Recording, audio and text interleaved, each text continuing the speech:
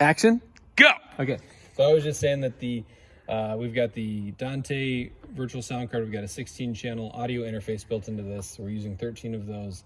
Those channels are configured here with these buses. A through J are our send and return buses, or like auxiliary channels in here. So you've got 1 through 13. Okay. A is going to external output 1, B is going to external output 2, which lands at the console at separate places. So you've got pad going to the pad channel on the Avantis, and track drums going to the track drums channel on the Avantis.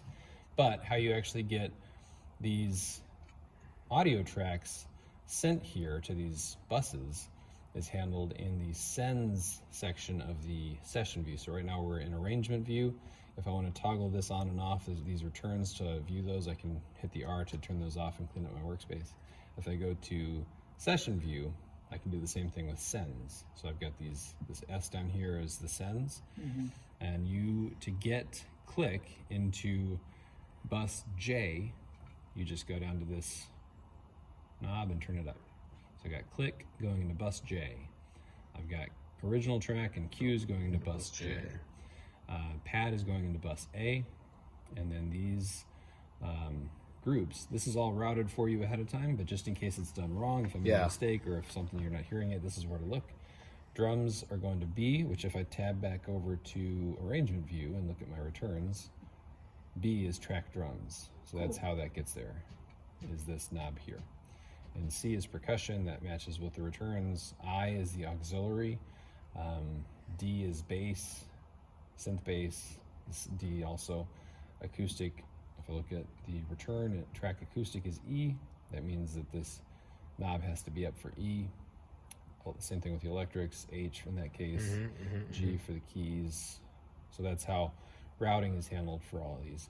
If that's done right and you're still not hearing audio, check that the clips are activated. So if I hit 0, they go gray, that they're deactivated.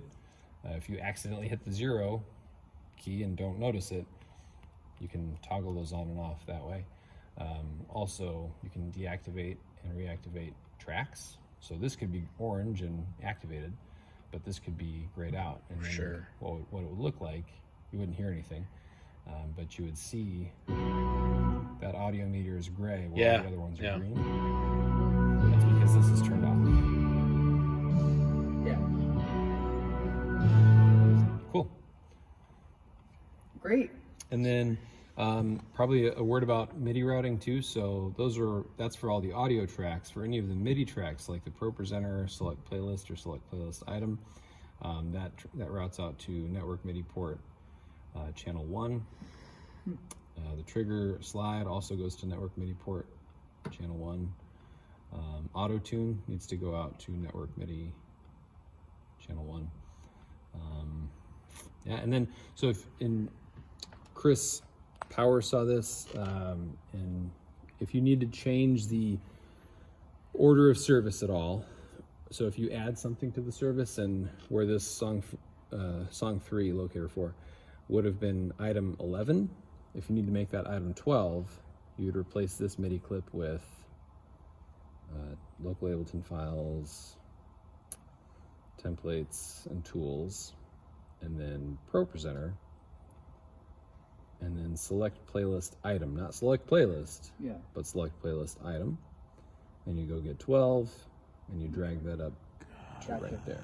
Okay, so that's helpful. That's all been tested. It all worked great. It's just if you changed anything, that's how you would do that at this station. Cool. So that's it. And